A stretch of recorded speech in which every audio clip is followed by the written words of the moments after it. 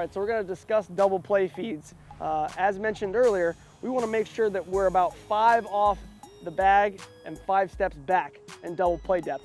This ensures that we're in a good area to get to the bag for either a steal or a double play ground ball to where we're not running or covering a large distance, okay? So just as we discussed earlier, make sure, as in everything we do in the infield, that we create that triangle type formation, okay? With our hands, we're going to get the baseball with our wrists. We're not letting it travel into our body, okay? I'm gonna go ahead and roll you a few ground balls, okay? The first one we're gonna work on is an underhand feed toss. Obviously, we only wanna use the underhand feed when a ball is hit in close proximity to the bag, okay?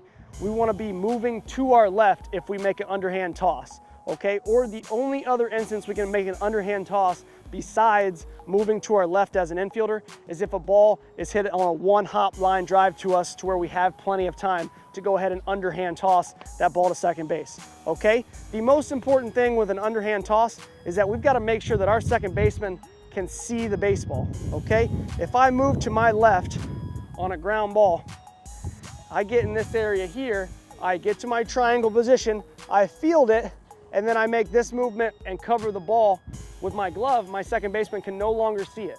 If I try to force it out of my glove with 2 hands, my second baseman is not picking the baseball up in enough time to make sure that he can properly secure it, okay? What we wanna do is when we get to that triangle position, we field it here. Our first movement, as we're moving our momentum toward the bag, needs to be to pull the baseball out of our glove, separate it. So now that my second baseman can see the baseball the entire way, okay? He doesn't have to guess when he's gonna have to receive it. He sees it from the second that I get it out of my glove, okay? So I'm here, I'm moving to my left, expecting an underhand toss. I make sure I field it on my left side, just like everything else in the infield. My first movement needs to be to take the ball out of the glove, okay?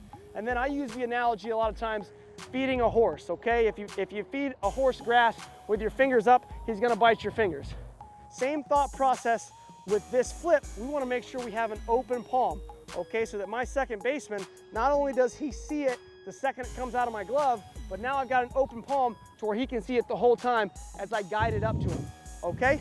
Lastly, we get to the baseball, field it on the left side, make sure the ball is separated out of the glove. We got flat fingers, our fingers are not covering the baseball. We've got to flip and then follow our throw. Here it comes, I've got the ball out, I'm ready to flip it to my second baseman. I flip it and then I follow it with my momentum, okay? That is because if I do not follow my flip, notice the arc on the baseball. If I field it here and then go right to here, notice there's an arc on the baseball. My second baseman is now not only waiting for the baseball, waiting for the runner to slide in him, but he's got to also rush the throw to make sure we have an opportunity to get the guy at first base, okay? So just to go over the steps again, we field the ball on our left side, we separate it out from our glove, we make sure our palm is open and our fingers are away from the baseball, we flip and follow our throw. Get the ball out of your glove, show your second baseman. Nice job.